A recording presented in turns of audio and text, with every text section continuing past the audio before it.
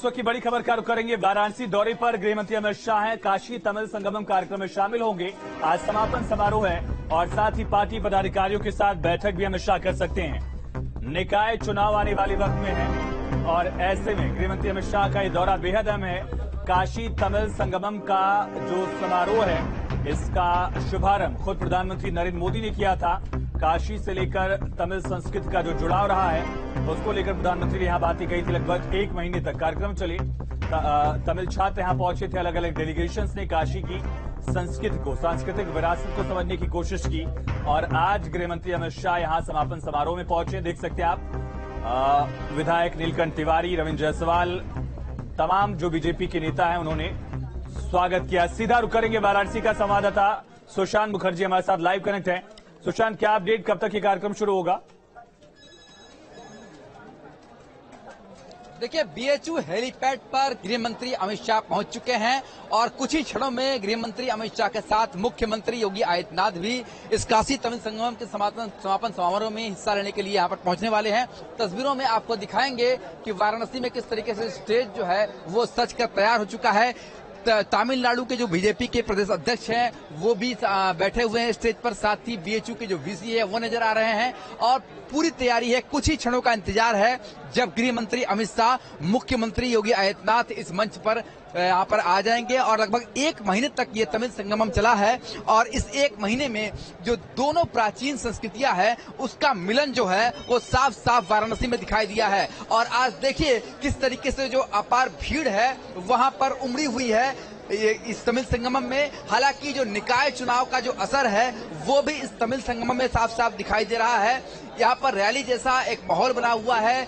निकाय चुनाव में प्रत्याशी बनने के लिए लोग अपनी ताकत भी दिखा रहे हैं यहाँ पर और ट्रैक्टरों से भी यहाँ पर जो इस स्थल पर यहाँ पर लोग पहुंचे हुए हैं। और ये देखिए जो भीड़, जो सैलाब है वो तमिल संगमम में साफ साफ नजर आ रहा है। तो आज अंतिम दिन है इस तमिल संगमम का। भले ही 1 महीने तक चलने वाला ये तमिल संगमम समाप्त हो रहा है, पर दोनों संस्कृतियों का जो मिलन है वो साफ साफ दिखाई दिया है और इसका असर आगे भी रहने वाला है। क्या सुशांत, बीजेपी कार्यकर्ताओं के साथ भी सुशांत बैठक हो सकती है गृह मंत्री अमित शाह की? निकाय चुनाव नजदीक है, वाराणसी पहुंचे, उत्तर प्रदेश के प्रभारी भी रह चुके हैं। देखिए, बैठक की बात आधिकारिक तौर पर पुष्टि नहीं की गई है, पर बैठक की तैयारी जरूर की गई है। वाराणसी के जिला अध्यक्ष और आसपास के जो जिला अध्यक्ष हैं उनको बुलाया गया है। ऐसी तैयारी रखी गई है कि अगर समय रहता है तो कुछ देर के लिए ही सही अमित शाह यहाँ पर एक छोटी सी बैठक ले सकते हैं। हालांकि मंदिर जाने का भी उनका कार्यक्रम हो सकता है, पर फिलहाल अभी समय को देखते हुए सारी चीजें तय की जाएगी। पर इतना साफ है कि काशी तमिल संगमम का जो ये सफल आयोजन रहा है, 1 महीने तक लगातार इस आयोजन में लोग यहाँ पर दिखाई दिए हैं और आज उसका असर है कि आज 1 महीने बाद जब ये तमिल संगमम समाप्त हो रहा है तो खुद गृह मंत्री यहाँ पर पहुंचे हुए हैं, मुख्यमंत्री योगी आदित्यनाथ उनके साथ हैं और एक सफल आयोजन की समाप्ति आज हो रही है। सुशांत, तमाम जानकारी के लिए बहुत शुक्रिया। आप नजर बनाए रखिए। गृह मंत्री अमित शाह कुछ ही वक्त में यहाँ कार्यक्रम में पहुंचेंगे और अपडेट्स हम दर्शकों को देंगे। लेकिन एक तरफ जहां विपक्षी पार्टियां बैठकें कर रही हैं, निकाय चुनाव को लेकर अभी रणनीति बनानी शुरू कर रही हैं, वहीं बीजेपी ने अपनी रणनीति पर काम करना भी शुरू कर दिया है। बीजेपी की कोशिश ये है कि 2019 के लोकसभा चुनाव में बीजेपी जिन बूथों पर जीत दर्ज नहीं कर पाई, उन बूथों को मजबूत किया जाए, वहां कार्यकर्ताओं को और ज्यादा जीत का मंत्र दिया जाए, ताकि निकाय चुनाव में बीजेपी को उन बूथों पर जीत मिले और आगे का 24 का रास्ता साफ हो सके। रिपोर्ट देखिए।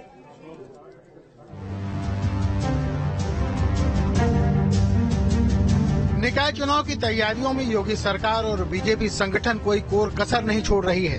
मुख्यमंत्री योगी आदित्यनाथ ने खुद 17 नगर निगमों में बीजेपी की जीत की कमान संभाल ली है, तो बूथ प्रबंधन से लेकर मंडल, सेक्टर और जिले की टीमों को मजबूत किया जा रहा है। सभी निगमों में प्रबुद्ध जनसम्मेलन के जरिए जनता तक पार्टी की बात पहुंचाई जा रही है। लेकिन इस बार बीजेपी ने हारे हुए करीब 24,000 बूथों के लिए मेगा प्लान तैयार किया है। क्या है बीजेपी का मेगा प्लान, इसे समझते हैं। दरअसल बीजेपी की नजर निकाय चुनाव के जरिए 2024 की तैयारी पर है। पिछले लोकसभा चुनाव में पार्टी 1,63,000 बूथों में करीब 1,24,000 बूथों पर जीती थी। अब पार्टी की नजर उन 39,000 बूथों पर है जहां वो चुनाव हारी थी, जिसमें 24,000 बूथ ऐसे हैं जिस पर मेहनत कर परिणाम को बदला जा सकता है और बाकी 15,000 बूथ मुस्लिम बाहुल्य हैं, जहां बीजेपी पसमानदा सम्मेलन की तैयारी कर रही है।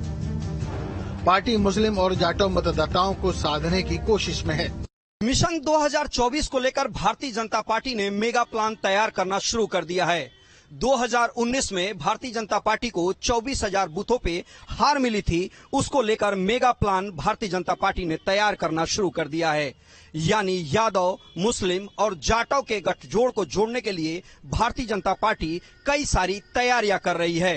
खास तौर से देखा जाए तो 2019 में 1,63,000 बूथों में भारतीय जनता पार्टी ने 1,24,000 बूथों पे जीत हासिल की थी और 39,000 बूथों में उसको एक तरीके से हार का सामना करना पड़ा था, जिसमें 15,000 जो बूथ हैं वो मुस्लिम समुदाय वाले बूथ थे।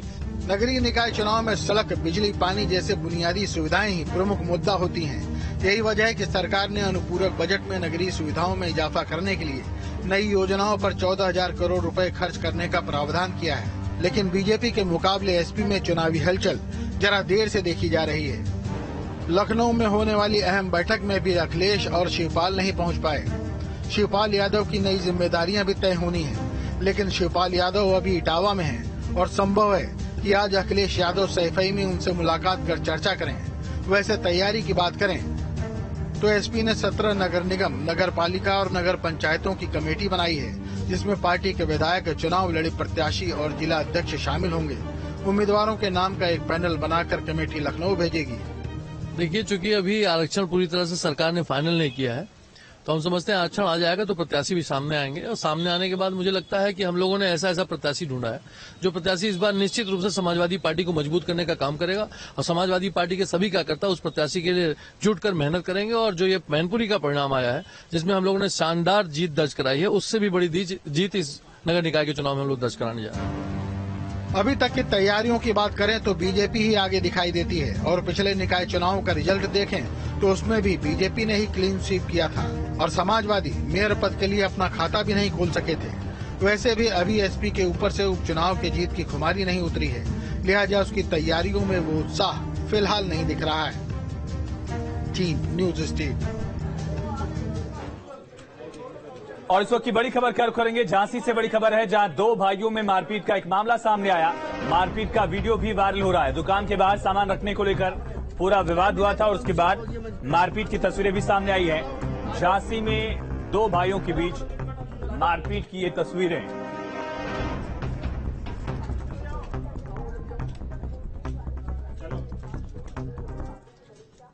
और ये सीधी तस्वीरें आप देख रहे हैं काशी की। काशी तमिल संगमम में गृह मंत्री अमित शाह मंच पर पहुंच गए हैं। मुख्यमंत्री योगी आदित्यनाथ, केंद्रीय शिक्षा मंत्री धर्मेंद्र प्रधान, सांस्कृतिक मंत्रालय का जिम्मा संभाल रहे जी किशन रेड्डी। और देख सकते हैं आप किस तरह से मुख्यमंत्री और गृह मंत्री ने यहां अभिवादन किया है स्वीकार। लोगों का एक भारी संख्या में लोग यहां पहुंचे हैं। काशी तमिल संगमम का शुरुआत इसकी प्रधानमंत्री नरेंद्र मोदी ने की थी। आज समापन के मौके पर खुद गृह मंत्री अमित शाह यहां पहुंचे हैं।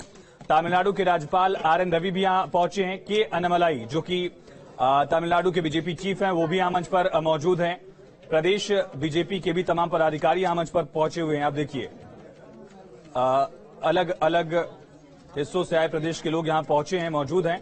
और गृह मंत्री अमित शाह इस कार्यक्रम का शुभारंभ करते हुए उससे पहले तस्वीर पर माल्यार्पण कर महामना की मूर्ति पर, महामना जिन्हें बीएचयू का एक बड़ा योगदान जो उनका रहा संस्थापन में, महामना को याद किया है। बीजेपी के मेंबर्स में से भी बीजेपी की विचारधारा जो है वो महामना से आगे बढ़ती है, तो उस लिहाज से भी अहम है वो। और ये देखिए आप पुष्पांजलि अर्पित की जा रही है, माल्या अर्पित किया जा रहा है और उसके बाद दीप प्रज्वलन के साथ कार्यक्रम का शुभारंभ किया जाएगा। गृहमंत्री अमित शाह के बाद जी किशन रेड्डी केंद्रीय मंत्री और धर्मेंद्र प्रधान अब माल्यार्पण कर रहे हैं। मुख्यमंत्री योगी आदित्यनाथ यहां बातचीत करते हुए भी ये तस्वीर देखिए। सुशांत, क्या देख रहे हैं आप वहां तस्वीरों में? महामना की मूर्ति पर माल्यार्पण किया गया। देखिए, महामना की मूर्ति पर माल्यार्पण के साथ एक सफल आयोजन जो 1 महीने तक चला, दो संस्कृतियों का मिलन। और अब देखिए दीप प्रज्वलन यहाँ पर होते हुए खुद गृह मंत्री अमित शाह, साथ में मुख्यमंत्री योगी आदित्यनाथ, तमिलनाडु के राज्यपाल और केंद्रीय मंत्री धर्मेंद्र प्रधान मौजूद हैं। और दीप प्रज्वलन करके ये जो 1 महीने तक चलने वाला ये सफल आयोजन और इस संगमन का उद्देश्य उद्देश्य ये था कि दोनों ही पुरातन संस्कृतियों का जो मिलन है वो हो सके और काशी तमिल संगम में ये बखूबी नजर आया है। आप इस बात से अंदाजा लगा सकते हैं कि सफल आयोजन का कि तमिल सीखने की जो किताब यहाँ पर आई हुई थी इस स्टॉल में, एक हफ्ते में ही वो किताब स्टॉल से गायब हो गई। इस भाषा को लेकर कितना ज्यादा उत्साहित है लोग काशीवासी और जो यहाँ पर पूर्वांचल के लोग यहाँ पर आए हुए हैं उससे खाना समझा जा सकता है। और 1 महीने तक ये तमिल संगम चला और बृहद आयोजन से तमिल संस्कृति को परिचय। बिल्कुल सुशांत, ये तस्वीरें हम देख रहे हैं। महामना की प्रतिमा पर माल्यार्पण के साथ ही दीप प्रज्वलन और कार्यक्रम का शुभारंभ यहाँ किया गया। हालांकि काशी तमिल संगमम का ये जो पूरा कार्यक्रम था उसका समापन हो रहा है। तमिलनाडु के राज्यपाल RN रवि और इसके अलावा खुद मुख्यमंत्री योगी आदित्यनाथ, गृह मंत्री अमित शाह इस कार्यक्रम में पहुंचे हैं। तमाम बीजेपी के बड़े दिग्गज यहां हैं और लगभग 1 महीने तक ये पूरा कार्यक्रम चला है। काशी और तमिल संस्कृति का एक जो जुड़ाव है, चाहे वो भगवान शिव के नाते हो या संस्कृत और संस्कृति के नाते जो जुड़ा रहा है, आध्यात्मिक तौर पर भारत के 2 बड़े हिस्से, उनका जुड़ाव। और उसी सिलसिले में आज कार्यक्रम का समापन और शिक्षा मंत्री धर्मेंद्र प्रधान के साथ संस्कृति मंत्री किशन रेड्डी, तमिलनाडु के राज्यपाल RN रवि, ये तमाम दिग्गज मौजूद हैं। देख सकते हैं आप गृहमंत्री अमित शाह मंच पर। सुशांत लगातार बने। सुशांत, अब आगे क्या कार्यक्रम है? देखिए, अभी फिलहाल काशी हिंदू विश्वविद्यालय का जो कुल गीत है वो गाया जा रहा है। बीएचयू में प्रथा है कि काशी हिंदू विश्वविद्यालय में जो भी आयोजन होता है कुल गीत के बाद आयोजन की शुरुआत होती है और फिलहाल इसके बाद एक एक करके जो विशिष्ट अतिथि है, मुख्य अतिथि है, उनका जो भाषण है वो होगा।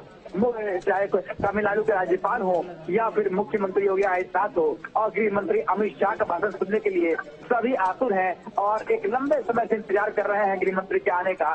तो वो इच्छा आज पूर्ण होगी। भले ही ये 1 महीने तक चलने वाला संगमम समाप्त हो रहा है, पर इसके साथ ही छूट रहा है ऐसा बहुत कुछ जो इस संगमम को लंबे समय तक याद रखा जाएगा। न सिर्फ दोनों ही संस्कृतियों के मिलन को, बल्कि दोनों ही जो सभ्यता को एक साथ देखने का। बिल्कुल जी, किशन रेड्डी और के नमलाई की तस्वीरें हम देख रहे हैं। सुशांत, तमिलनाडु बीजेपी चीफ है और किशन रेड्डी जो केंद्रीय मंत्री हैं, दोनों साउथ के नेता, दोनों की आपस में चर्चा चल रही है।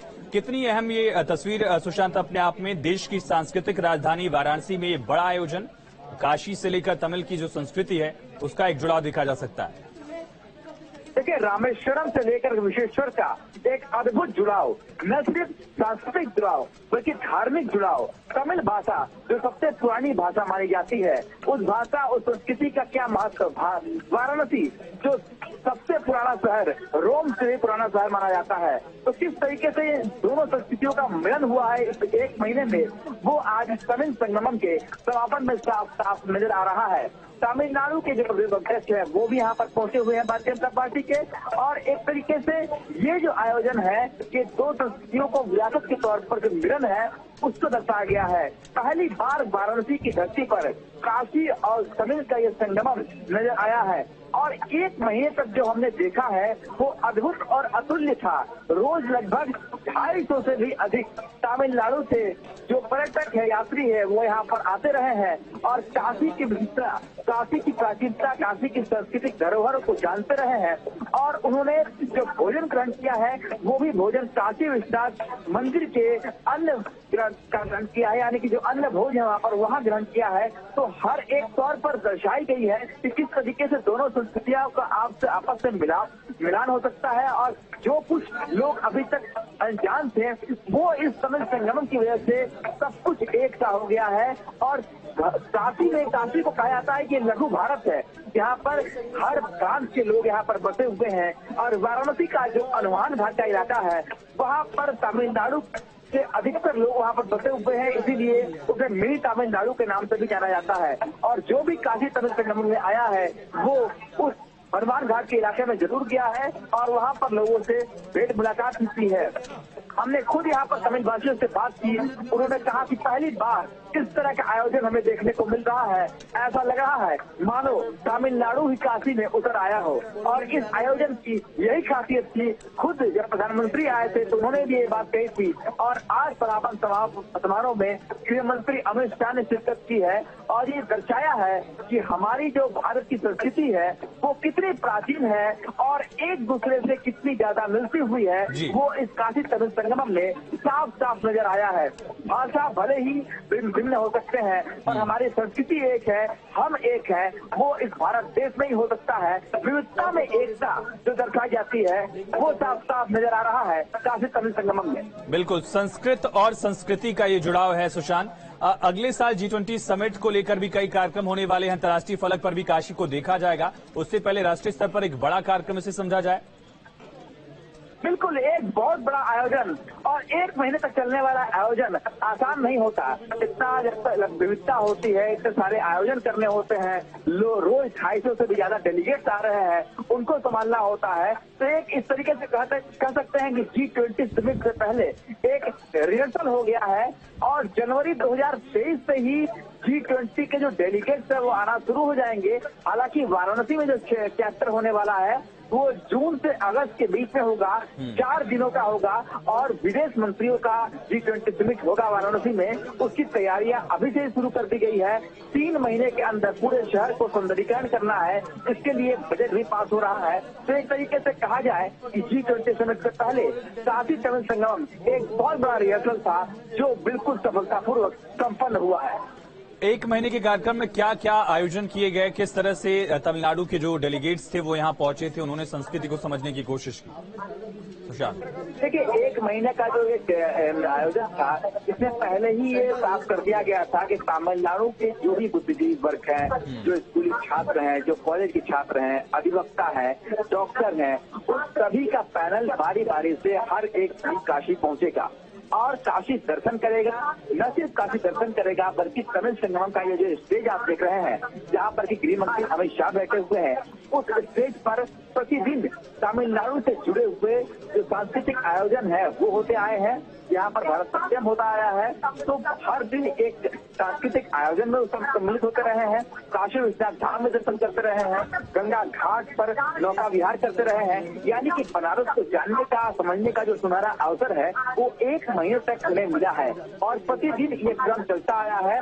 और भोजन ग्रहण भी उन्होंने काशी विश्वनाथ धाम के अन्य क्षेत्र में किया है। यानी कि किस तरीके से वाराणसी अति प्राचीन है और कैसे इसकी संस्कृति तमिलनाडु के रामेश्वरम से मिलती है, उन सभी चीजों को खुद जमीन पर उतरकर तमिलनाडु के यात्रियों और पर्यटकों ने यहाँ पर देखा है। बुद्धिजीवी वर्ग के लोगों को भी बुलाया गया था। लगभग अगर एक आंकड़ों पर गौर करें तो लगभग 30,000 से भी अधिक तमिलनाडु से जो यात्री हैं, पर्यटक हैं, उन 1 महीने में काशी का रुख कर चुके हैं और काशी तमिल संगमम का हिस्सा बन चुके हैं। और आज उसी सफल आयोजन का सफल समापन हो रहा है। हालांकि काशी में कहा जाता है कि समापन कुछ नहीं होता, सब कुछ आगाज होता है। तो यहाँ से एक नई परंपरा का आगाज हुआ है जो निरंतर आगे चलता रहेगा। और आप देख सकते हैं केंद्रीय मंत्री धर्मेंद्र प्रधान जो है वो गृह मंत्री को स्मृति चिन्ह देते हुए और सम्मानित करते हुए शिक्षा का प्रतीक ये मोर दिया गया। शिक्षा मंत्री ने शिक्षा का प्रतीक जो सरस्वती माँ का वाहन माना गया है मोर, वो भेंट किया है गृह मंत्री अमित शाह को। अपने आप में बड़ा अहम हो जाता है। शिक्षा का केंद्र देश में लंबे वक्त से वाराणसी भी रहा है, चाहे वो बौद्ध धर्म से जुड़ी शिक्षा हो। देखिए, माँ सरस्वती का वाद्य यंत्र वीणा यहाँ भेंट किया गया है। सुशांत, बताइए दोनों के बारे में। बिल्कुल, ये जो वाद्य यंत्र है ये आप काशी विश्वविद्यालय की जो चिन्ह है उसमें देखेंगे। माँ सरस्वती वीणा के साथ बैठी हुई है और वीणा के माध्यम से न सिर्फ जो वाद्य यंत्र की शुरुआत होती है तो है ज्ञान की शुरुआत होती है, उसका एक प्रतिचिन्ह है। तो उसे भेंट किया गया है गृह मंत्री अमित शाह को और सभी बिल्कुल इंतजार करते हुए कि अमित शाह का भाषण कब होगा। पर उससे पहले कई और स्थिति है। बिल्कुल, अब योगी आदित्यनाथ को स्मृति चिन्ह देने के लिए यहाँ पर पहुंच रहे हैं और आप तस्वीरों में देख सकते हैं कि किस तरीके से काशी तमिल संगमम का जो स्मृति चिन्ह है उससे जुड़ा हुआ जो बॉल है उनको सम्मानित किया जा रहा है। और साथ ही ये जो लोगो है सुशांत, उसके बारे में भी बताइए। अपने आप में बड़ा खास था। दोनों हिस्सों के, काशी और रामेश्वरम के जो साउथ के मंदिर हैं वो भी आप इस लोगो में देखे जा सकते हैं। देखिए, ये जो लोगो है इसे बहुत ही सुंदर रूप से डिजाइन किया गया है। काशी विश्वनाथ मंदिर का जो शिखर है और रामेश्वरम का जो शिखर है उसका मेल ये लोगों दिखाया गया है। यानी कि दोनों संस्कृति और दोनों धार्मिक जो जगह है उसका किस तरीके से मिलाप होता है काशी तमिल संगमम में, ये साफ साफ दर्शाया गया है। और आप देखिए भगवान श्री राम की चिन्ह है, राम दरबार की तस्वीर है, बिल्कुल जो है साथ को देते हुए राम दरबार की। तो ये खासियत है हमारी संस्कृति की कि हमारी व्यवस्था में एकता किस तरीके से है वो इस तमिल संगमम में आकर के साफ साफ समझा जा सकता है। और आज मंच पर भी ऐसा ही कुछ होता हुआ दिखाई दे रहा है। बिल्कुल सुशांत, ये तमाम आप प्रतीक देख सकते हैं। पहले मोर भेंट किया गया, मोर का एक जो मूर्ति है छोटी सी वो भेंट की गई। मोर को मां संस्कृति का वाहन माना गया है। और फिर उसके बाद मां सरस्वती का वाद्य मंत्र वीणा भेंट किया गया। उसके बाद हमने देखा राम दरबार की तस्वीर भेंट की गई है।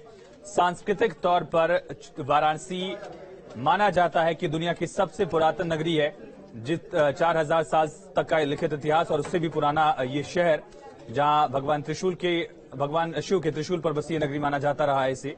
और उसके बाद आप देख सकते हैं एक बड़ा कार्यक्रम जो काशी से लेकर तमिलनाडु के अहम हिस्सों को सांस्कृतिक तौर पर जोड़ने की कवायद है। केंद्र सरकार के पर्यटन मंत्री जी किशन रेड्डी भी यहां पर मौजूद हैं। किन किन मुद्दों को लेकर यहां बात की जाएगी सुशांत, क्योंकि शिक्षा के मामले में काशी हमेशा से हजारों सालों से ही देश का केंद्र रहा है, एशिया का केंद्र रहा है। और खास करके जब बौद्ध धर्म का उदय हुआ उस लिहाज से भी सारनाथ यहाँ बगल में है। भगवान बुद्ध से लेकर आदि गुरु शंकराचार्य तक यहाँ पहुंचे हैं, कबीर दास से लेकर तुलसीदास तक यहाँ वक्त वक्त पर पहुंचे। वो कितना अहम हो जाता है? देखिए काशी की अगर बात करें, चाहे वो सनातन धर्म हो, बौद्ध धर्म हो, जैन धर्म हो, कबीरपंथी हो, सभी के लिए अगर कोई केंद्रीय स्थल है तो वो सिर्फ और सिर्फ देवाधिदेव महादेव की नगरी काशी है। शिक्षा की आपने बात की, महामना का ये विग्रह माना जाता है बीएचयू काशी हिंदू विश्वविद्यालय। तो यहाँ पर ये आयोजन इसलिए ही किया गया ताकि जो शिक्षा के स्तर पर जो तमिल को समझना चाहते हैं, तमिलनाडु को समझना चाहते हैं, वो आसानी से समझ पाए। और वाराणसी का ये बीएचयू जहाँ पर एक विशाल मैदान है, लोग एक साथ एकत्रित हो सकते हैं, इसलिए यहाँ पर आयोजित किया गया। काशी तमिल संगमम की खासियत ये है कि यहाँ पर जहाँ दोनों संस्कृतियों का मिलन हो रहा है, वो दोनों संस्कृतियों को जानने का एक सुनहरा अवसर इस 1 महीने में प्राप्त हुआ है। और 1 महीने का जो क्या अनुभव रहा है, इसी पर आज व्याख्यान होने वाले हैं, जो भाषण होने वाले हैं, तो इसी पर होने वाले हैं कि आखिर 1 महीने का जो निचोड़ रहा है काशी तमिल संगमम का, उससे क्या कुछ हमने हासिल किया, क्या कुछ हमने पाया। और काशी और तमिल के बीच में जो रिश्ता है वो शैक्षिक तौर पर और सांस्कृतिक तौर पर लोग कितना समझ पाए, संस्कृत से लेकर संस्कृति तक, वो सारा कुछ सामने आएगा। जाहिर सी बात है काशी तमिल संगमम ने एक इतिहास रच दिया है कि किस तरीके से हम अपने भारत को जान सकते हैं, समझ सकते हैं कि विविधताओं में एकता आखिर क्या होती है। उसे इस तमिल संगमम से बेहतर और कुछ भी समझा नहीं जा सकता। सिर्फ यहाँ पर तमिल संगमम में शिक्षा की बात नहीं हुई, संस्कृति की बात नहीं हुई, सिर्फ शास्त्रीय संगीत की बात नहीं हुई, बल्कि तमिल व्यंजन भी यहाँ पर परोसे गए। तमिल जो पोशाक है उसका भी स्टॉल लगा। यानी कि जो भी संस्कृति की, चाहे वो पोशाक से लेकर व्यंजन तक, संस्कृति से लेकर संगीत तक, शिक्षा तक, हर एक चीज इस तमिल संगमम में नजर आई। 102 से भी ज्यादा यहाँ पर स्टॉल बनाए गए थे, जो तमिलनाडु से आकर के विभिन्न जो वहाँ के स्वरूप है उसे यहाँ पर दर्शाया गया था, वहाँ की संस्कृति को वहाँ दर्शाया गया था, वहाँ के व्यंजनों को यहाँ दर्शाया गया था, वहाँ की जो पोशाक है, जो परिधान है, उसे यहाँ पर दर्शाया गया था। तो सारी चीजों को समझा है काशीवासियों ने, पूर्वांचल वासियों ने सारी चीजों को देखा है। और तमिलनाडु से भी जो यात्री आए हैं, पर्यटक आए हैं, उन्होंने भी काशी को समझा है, काशी की धरती। बिल्कुल, के अन्नामलाई जो कि तमिलनाडु की बीजेपी चीफ है, उनको भी सम्मानित किया गया। एक्स आईपीएस है कर्नाटका कैडर के, तेज तर्रार आईपीएस हुआ करते थे और अब बीजेपी में शामिल हुए। बीजेपी ने तमिलनाडु का प्रदेश अध्यक्ष उनको बनाया। जी किशन रेड्डी की ठीक बाएं दिख रहे हैं। सुशांत, एक और कोशिश यहां से दिखती है 2024 को लेकर बीजेपी साउदर्न स्टेट्स में भी आगे बढ़ने की कोशिश कर रही है। दक्षिणी राज्यों में बीजेपी की पैठ उतनी मजबूत नहीं है, लेकिन एक वो राजनीतिक संदेश भी दिखता है सांस्कृतिक राष्ट्रवाद के साथ साथ। देखिए, राष्ट्रवाद के साथ साथ राजनीतिक संदेश बिल्कुल दिखता है। इसका सीधा सा असर आप समझ सकते हैं कि राहुल गांधी ने अपनी जो भारत जोड़ो यात्रा है वो साउथ से शुरू की, तो उसी समय काशी में तमिल संगमम का आयोजन किया गया। तो अगर राजनीतिक दृष्टि से देखे तो जो साउथ की जो राजनीति है वहां पर भारतीय जनता पार्टी अपनी पकड़ बनाने के लिए पूरी तरीके से प्रतिबद्ध नजर आ रही है, और इसीलिए इस आयोजन के नाते उस ओर भी राजनीतिक दृष्टि से देखा जा सकता है कि काशी तमिल संगमम का जो फायदा है वो